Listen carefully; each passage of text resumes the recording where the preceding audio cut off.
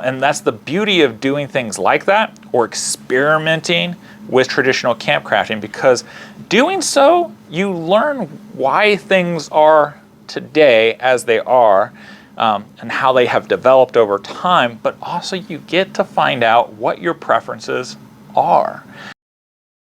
If you're new to my channel, or if you've been watching my channel for a long time now, and maybe you've got that itch that, I want to get into this traditional camping thing, today's video is really all about giving you the insight and the basic necessities to really get into traditional camping.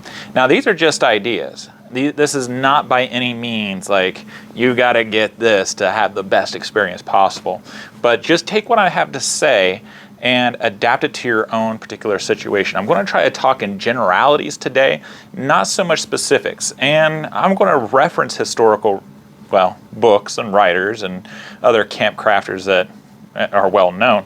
But, when we take historical knowledge and we try to apply that today, it's really important that we take safety and health into consideration.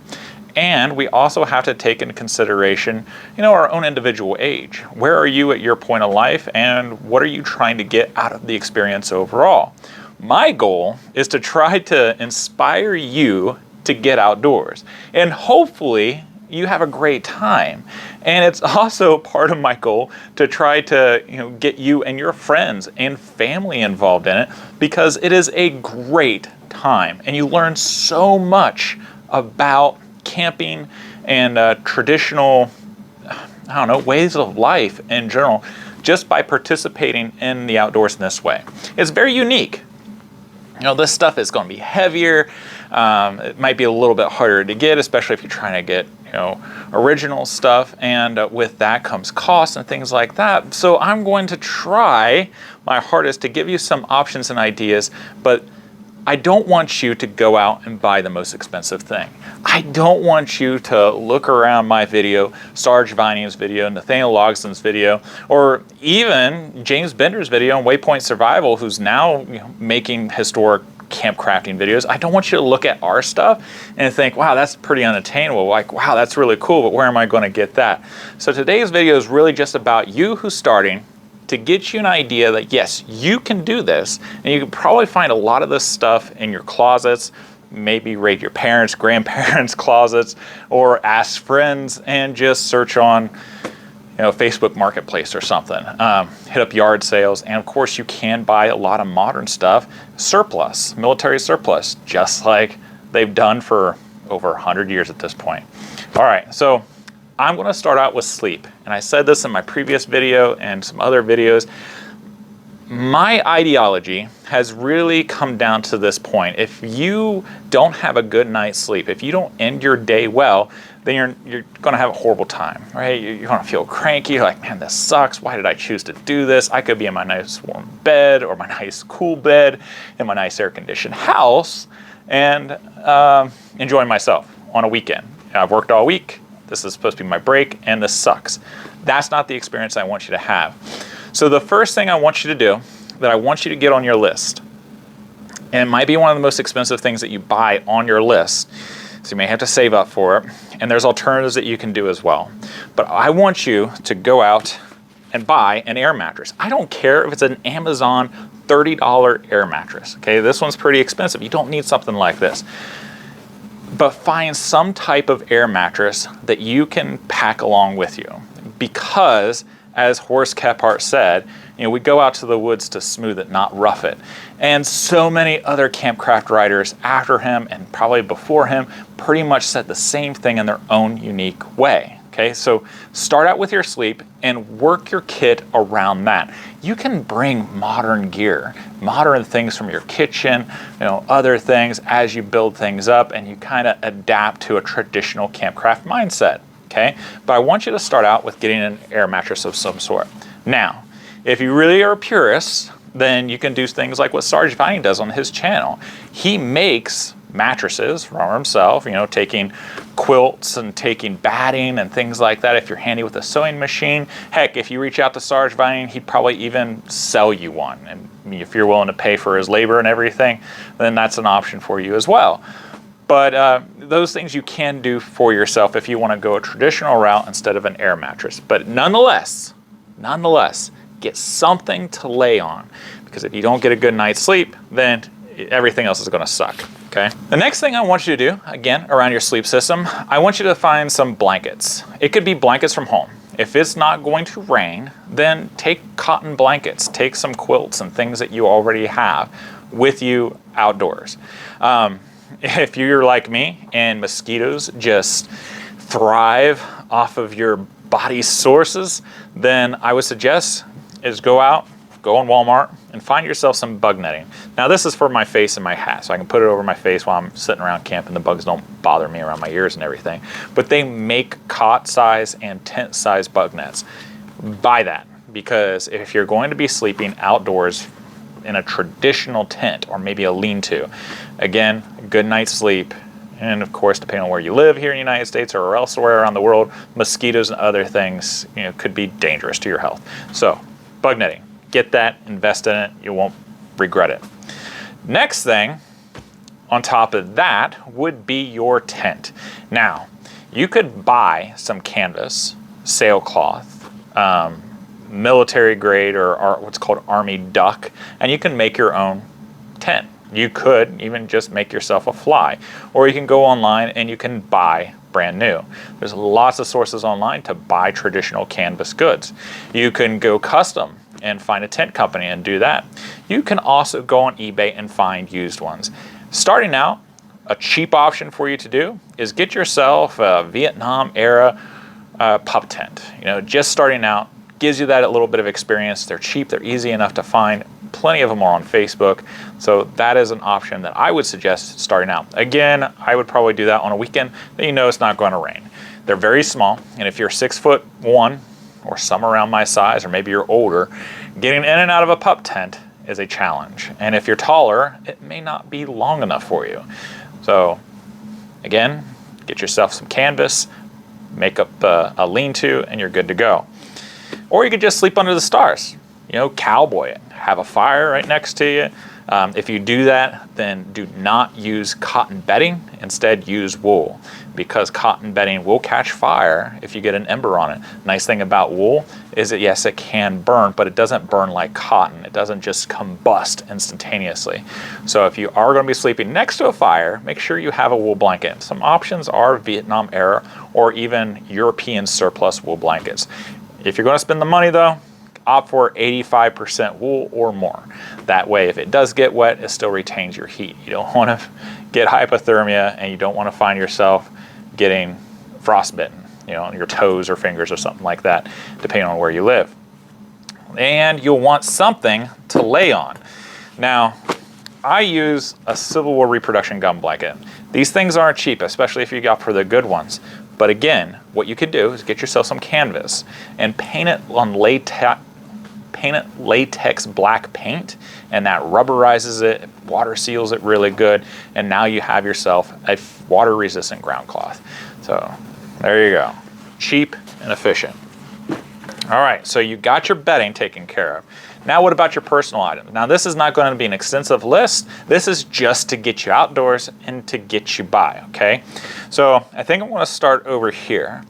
Now if you really want the ambience, then I would opt for candlelight or get yourself a kerosene lantern like this, or an oil lantern. They're cheap. You can find them, again, readily available. I think they even make modern ones if you go to Lowe's or someplace like that. Now make sure that they don't leak though, because a lot of the cheap ones that you get from the big box stores, they leak, and that's dangerous. So make sure you got yourself a really nice lantern.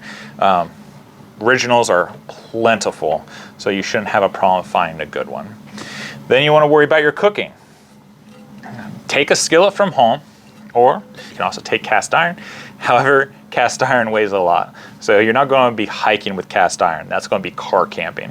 Which if you're starting out, then car camping is a fine thing to do instead of jumping right into the hiking or backcountry type of camping. But you can find these type of skillets, or even the cold handle skillets, pretty easily on eBay or antique stores, or again on Facebook Marketplace or other places like that. What I did when I started out with traditional camping is I had an aluminum pie pan. This is the exact same aluminum pie pan I started out traditional camping back when I was 12 years old. So it's been a long time and it served me well. It's banged up a little bit, but it still functions. It's lightweight and it's cheap. Get yourself some metal cups. Now, this is something that you can find in like Walmart, you know, stainless steel cup. But honestly, if I were you, I would opt for an enamelware cup because it dispenses heat a little bit better. If you're going to be drinking coffee, tea, or something like that, then I really, really enjoy enamelware. Now, there are some problems with enamelware, but all in all, don't worry about it. You know, they're cheap. You can get them at Walmart. You'll also want to have a pot. Now, you can either opt for a large cup like this or find yourself a small pot. This is what you're going to cook your soup in. This is what you're going to cook your coffee in. No, if you're new, you might be thinking, well, couldn't I just cook my coffee in my cup? You could, and it would work. But the problem is that then you have to wait for it to cool down significantly. And that can be a problem if you're like me. You want to wake up and you want to get your coffee or your hot cocoa. So I would suggest you actually have a separate vessel to cook your coffee, boil your water or whatever, instead of cooking it directly in your cup. Save some dishes if you use your cup, but it's really not worth it to me. You also want to have some containers. Now, a couple choices for containers. You can get this at Hobby Lobby, Joann Fabrics, Michaels. All this is just a candle tin. Okay, you can find these cheap enough. You can also get yourself some bags. If you have some old pants laying around that nobody fits, or maybe you go to Goodwill or somewhere else and you find some kids' pants, you can cut off the legs and right there, just sew down the bottom and you have yourself a bag. Wrap a string around the top, boom, bam. Easy peasy lemon squeezy. But these bags is what you're going to use to separate your gear, right? And keep things somewhat dry. Again, you could paint it with latex paint and it would keep it even more dry, but you want to have your bags to separate your food items and your personal items. And it just helps you stay organized. If you get really fancy, you can even label them. Another container idea is the good old-fashioned Altoids tin. Now, Altoids tins, they're small. You can use these for first aid kits. You can use these for match cases. You could use these for fire starters. You could use them for your medicine. You know, Altoids tins are really small, lightweight, common enough, and they're very useful. So there's another container idea. Everybody who goes outdoors should have a pocket knife and, in my opinion, a belt knife. Okay, your belt knife is probably what your primary tool is going to be whenever you do any cutting, just because it's readily available. You don't have to dig it in your pocket, you don't have to find it in your pack or whatever, but a belt knife. Now, again, go to Walmart, get yourself some cheap knife. If you're just starting out, you don't need to get really fancy. If you really enjoy the thing, you can upgrade, go on eBay, look for various different style knives, find your favorite. There's so many varieties, so many brands. I'm sure you'll find something that fits your personality. You could even take a steak knife from home that you don't mind getting damaged just starting out, okay? But having some type of longer knife that's about 4 to 5 inches, no more than 5 inches, 4 to 5 inches long, that will take care of you for your weekend trip. Now, the pocket knife, I would strongly suggest that you get like a Scout knife or a Swiss Army knife, just because it has a lot of different tools in it that can be very useful for camping, whether it be opening a can of baked beans, or if it's repairing some equipment, or even using your scissors for something. Maybe you gotta trim your mustache, I don't know. But having something like the Swiss Army knife or a Scout camp knife, and I don't mean like go out and buy a Boy Scout knife, it's literally called a Scout knife or a camp knife. It's just the style of pocket knife. Go with that. And you want to have water, so get yourself a canteen. If you can't have like a traditional canteen, forget about it. Take a water bottle. You know, you're just starting out. These are just things to get you going and get your mind thinking in the right place. But having, 2 liters of water at the minimum is really important. Make sure wherever you camp, of course, has a good water source. And if it doesn't have like safe water to drink, potable water readily available, then you want to make sure you have water filtrations and water purifications and things like that. That way you, again, stay healthy and you enjoy camping. Now, up to this point, I haven't talked to you at all about packs, okay? because I am going under the assumption that you don't have a pack. So to that, I offer you the very traditional, long used blanket roll. You can take just about all this stuff that I have out here, except for the lantern. And you can always attach that lantern to your blanket roll in the end. And you can put it inside your roll, including your food, including extra clothes, and including your odds and ends that you may have collected. You can put in your blanket roll, and then you just throw it over your shoulder, like so. You can carry it like this, or you can put some rope over here, strap it, and put it to the other end, and now you're able to carry it, okay? Now this is probably the most basic, most traditional method. And as you get tired, you can switch the shoulders. If you're not going that far, especially if you're car camping, honestly, having a pack isn't even all that necessary. Now, if you do the blanket roll and you're wanting to up your game a little bit, I would suggest that you find some type of haversack, a haversack like this. This is going to do two things for you. First of all, I like to use the haversack for its intended original purpose, and that's to carry my food and maybe a few small incidentals like a first aid kit or maybe my pocket knife, because I hate having things in my pockets. You know, that can be in my haversack and it's ready to go. And then I could have my clothes and my other items in my blanket roll itself. The haversack also allows you to scout in the woods a little bit. So maybe you're going on a day hike, or maybe you're going out to get tinder or wood or things like that. Then having a haversack is really nice to collect those materials or have necessary materials with you in case of an emergency, like a first aid kit, like I don't know, your small fire kit, maybe an emergency shelter or something like that. Not going to get into that in this video. However, take a haversack or some type of bag. Now, this one I purchased, but the very first haversack I ever had was one that my dad made me. It's not that hard to sew a haversack together. It is a very, very easy and basic project to do. And nice thing about that is you can customize it. You can put different pockets in it. You can, you know, attach things to the front of it or on the sides of it, you know, and that's the beauty of doing things like that or experimenting with traditional camp crafting, because doing so, you learn why things are today as they are, and how they have developed over time, but also you get to find out what your preferences are. You know, there's so much new gear, new ways of doing things that are really just modifications of old ways, that sometimes we get lost in that. And we get lost in the idea that camping doesn't have to be all that complicated. Backpacking or hiking doesn't have to be all that complicated. It can be refined to very simplistic terms. Now, things that you can add to it certainly make your life a little bit easier. If you start out this way and you figure out the nuances of certain things, you can make wiser and better purchases. You get to figure out how you like things and why you like things, not just acclimating or getting used to someone else's way of doing things. I think that's a positive thing personally.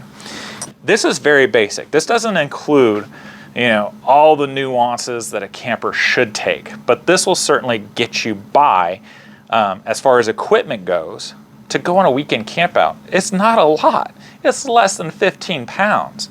I mean, that's pretty sweet when you think about it, just to get out in the woods. And I'm sure you could find modifications or things that are very similar to what I show you on the table here that are in your area, in your closet, in your garage, in someone else's garage that they wouldn't mind you having or you maybe borrowing or what have you. But traditional campcraft is a lot of fun as long as you prepare accordingly. Again, start at the beginning of the video when I talk about your sleep, because if you don't have a good night's sleep, then you're not gonna like it at all. In fact, you're gonna think, wow, this really sucks. Why does anybody do this? And if you are like me and you actually like camping with other people, I find somebody be like, hey, I'm going to try some traditional camping. Would you like to come? And again, since it's so basic, so minimalistic, it's not that hard to enter into. So that other person can go into it with you, again, if they think that they're going to be able to sleep well, they're not going to be bothered by bugs, and you're going to have a good time, they'll join you again. And then your circle of friends, your camp is going to grow, and it's going to be an awesome time. All right, and then hopefully you get to come back on my channel, be like, hey, I did this camp out, I took some basic things like you said, had a great time. Or maybe you're taking your kids. That'd be cool too, right? So I hope this video helps you. If you like it, please click like, because then it helps other people find it and you'll be doing them a favor. You know, we appreciate it. We really do. Now, if you do like this stuff, if you want to learn more, maybe you're like, I don't want to get outdoors, but I really like learning about this stuff. But if you want to learn more and you want to join a great group of people who is like thirsty and really hungry and devouring traditional camp crafting, and a lot of good people are on it, then I invite you to join our guild, the Traditional Camp Crafters Guild. You check it out for 5 days. It's free for 5 free days. And then if you don't like it, then no harm, no foul. It's not going to hurt my feelings, because I want you to have the best experience possible. But the link is below. Check it out, and I hope to see you on there. Now, it's coming up. We're at the end of August. So that means that my monthly newsletter is coming out this upcoming week. Ultimately, it's just me trying to help you out once a month. If you like to check out the newsletter, the description box below, sign up for it, and you'll get it. And if you don't like it, you can always unsubscribe. No hard feelings. Also, what's coming up is Squirrel Camp. So we still have some slots available for you to join me, Dave Canterbury, James Bender, Sarge Vine, Nathaniel Logs, and so many other awesome people at a very traditional squirrel camp at Dave Canterbury's property, the Pathfinder School in southeastern Ohio. It's going to be awesome. If you're interested in signing up for Squirrel Camp, then check out the link below. Hope to see it. Now, if you would like to see my playlist of traditional camping, and I've done a lot of them at this point. I think I'm at like 250 videos. So that's pretty awesome. We started 4 years ago. I'm pretty proud of that. And I can't tell you how much I appreciate each of you for joining me on my path. And I hope my videos, at least 1 or 2 of them, has helped you out or inspired you or, I don't know, got you to smile or something. But if you'd like to check out my video on traditional camp crafting items, then this is the playlist here. I hope you guys have a wonderful week. Give a kiss and hug to your loved ones, and I will see you guys next time. Take care.